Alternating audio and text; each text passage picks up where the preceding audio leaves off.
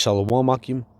First and foremost, as always, I want to start off by giving all praises to Yahawah, Ba'ashem YAHAWASHI, Ba'ashem HaKakodash, double honors to the apostles and to the elders of Great Millstone, GMS who taught me this truth, and honors to all the Akim out there that's pushing out this truth with all sincerity and in faith, and to Wadi Yahawah, Ba'ashem YAHAWASHI, for allowing me to come back with another lesson. And this lesson is inspired. I just woke up, maybe 30 minutes ago, and I just decided to come out, outside and, just look into the heavens, and then, I see the sun rising and, all this, and then, precept, comes to my mind, which I have it queued up already right here in the book of 2nd Ezra, the 13th chapter. Because, immediately I thought, looking in the heavens, I thought of the war, which is going to be in the heavens, where the Most High, our Lord, when our Lord Yahawashi makes his return, he's gonna rise up against all they that rise up against him, and there's going to be that war in heaven, which is spoken of in Revelations 12 verse 7, if I'm not mistaken, But this is the first precept that came to my mind. I'm just going to read it and, see where the Spirit takes me. But this is the book of 2nd Ezra 13 and verse 1. And it says, "And it came to pass after 7 days, I dreamed a dream by night." And this was the vision which the prophet Ezra had. Okay? He had a vision. And it says, "And lo, there arose a wind from the sea, that it moved all the waves thereof. And beheld, and lo, that man waxed strong with the thousands of heaven." And that's right. When that man is talking about our Lord Yahawashi, because when he makes a return, he's not coming, by himself. He's not coming solo. Matter of fact, let me just grab it real quick.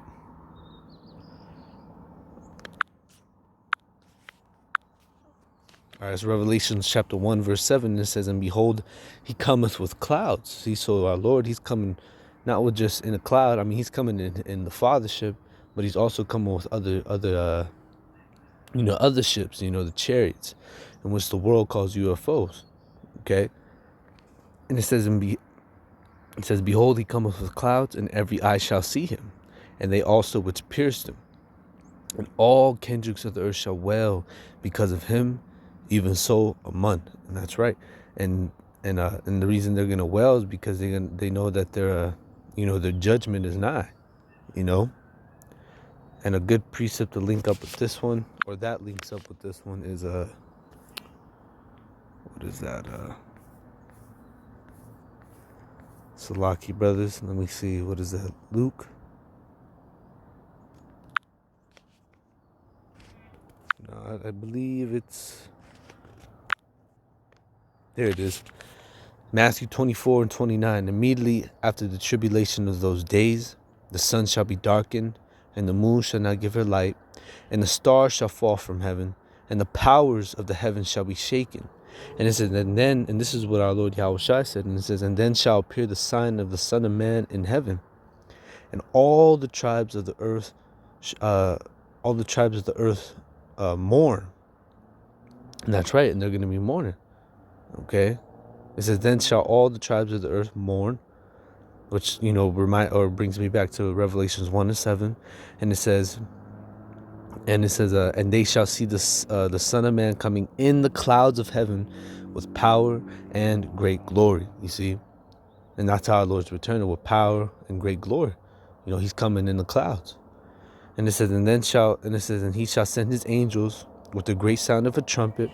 They shall gather together his elect from the four winds, from one end of heaven to the other." You see, and that's what our Lord's coming to do. Our Lord, when he makes his return, he's coming back to set balance. He's also coming not only just to deliver, but to destroy as well. And he's going to gather together his elect, and all at the same time. All these things are going to be happening. The elect are going to be gathered. They're going to be changed in the air, in a moment, in the twinkling of an eye. They're going to, be scarcely saved by the, by the missiles that are gonna come all at the same time, and the missiles are gonna hit this place, have that destroying wind come about it, and then at the same time you're gonna have that sparks and tempest as well, that's gonna be aid in destroying this wicked kingdom,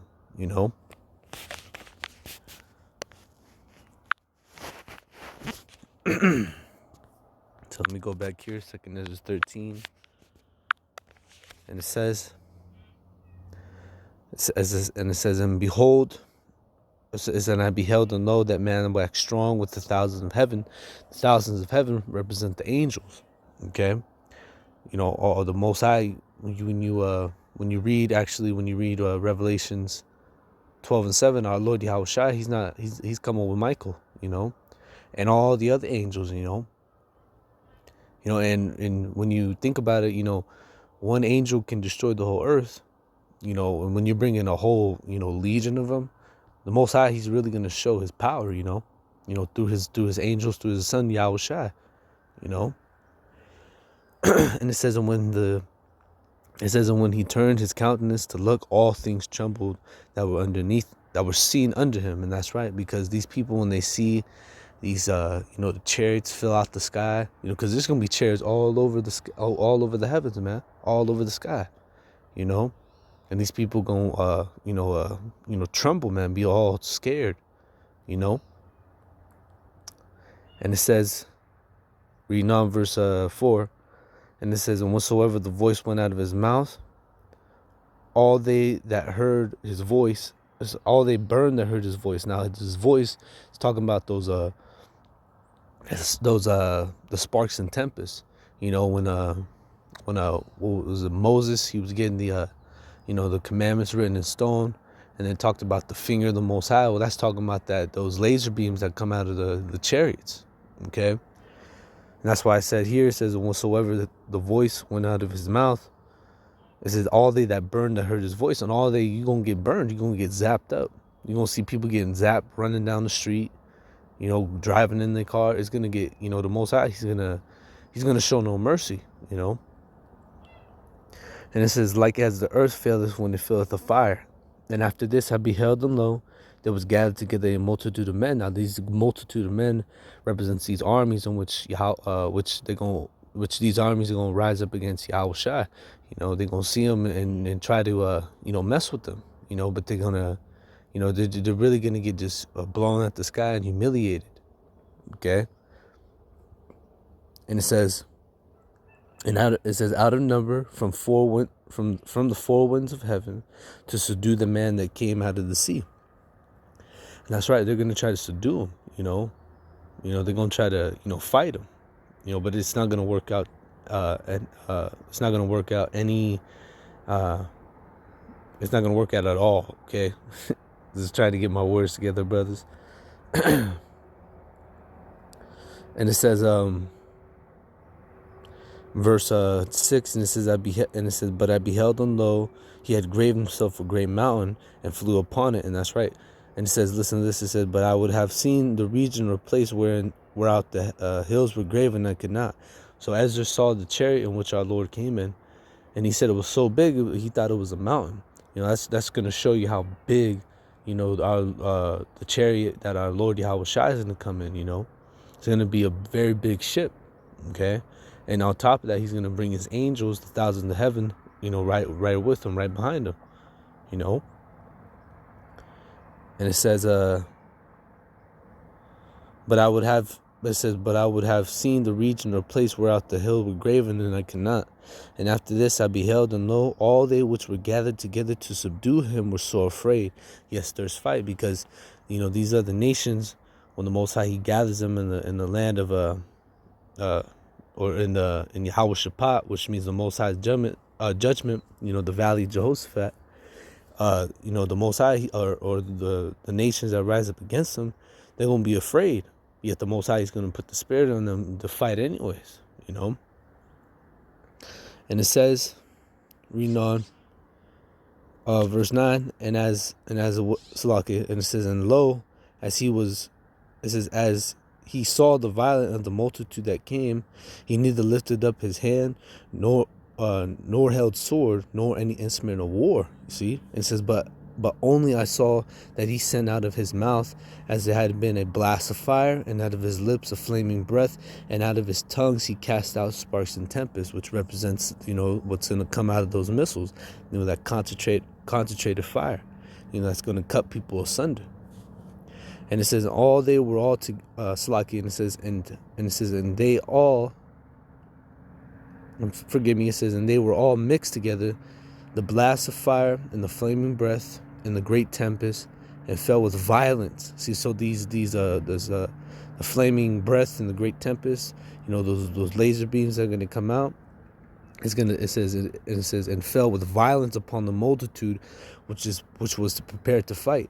And that's right. The Most High, he's going to rain down on these, these other armies with the sparks and tempests, man.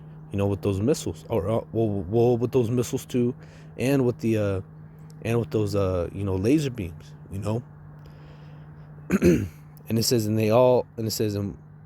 which was prepared to fight and burn them up every one. So all of them, you're just gonna get burnt up, man. And it says, so that upon a sudden of innumerable multitude, nothing was to be perceived, but only dust and smell of smoke. When I saw this, I was afraid, and this was a vision in which Ezra saw, man.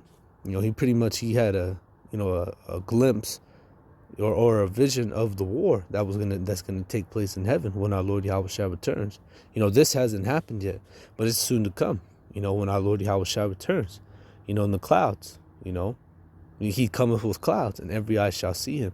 And the Most High, when he returns, he's gonna get down. The angels are gonna get down.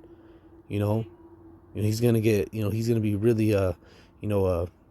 That day's gonna be a very horrible day, but for the elect, Adonai Ratazal, we'd be a part of that. It's gonna be a very, beautiful and glorious day. But I was also gonna what's that one precept where it says, the slain of the Lord shall be at that day one end of heaven to the other. Let me see if I can find that. The slain of the Lord shall be from one end of heaven to the other. There it is.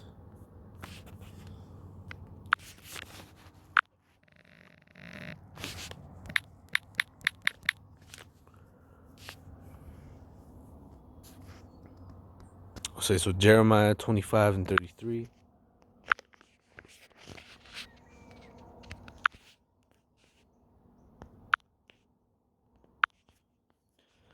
And it says here, and it says, and the slain of the Lord shall be at that day from one end of the earth even unto the other end of the earth. And that's right, because the Most High, well, let me finish reading this. It says, and they shall not be lamented, neither gathered, nor buried.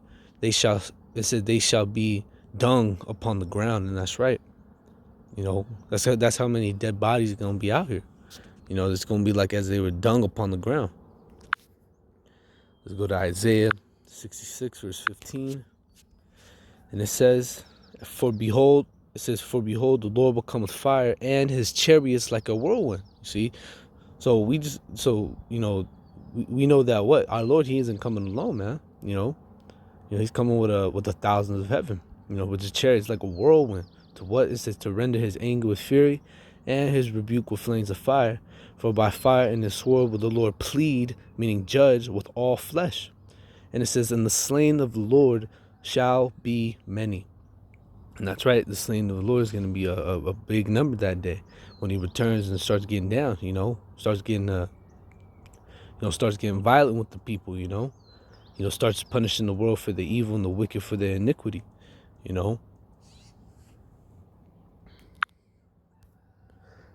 But, I'll go ahead and end off there through the Spirit, just something that was on my, the first thing that came to my mind when I looked into the, to the heavens, that war that was just going to take place, which our Lord Yahawashi is going to return in the chariot, start, destroying this place, man,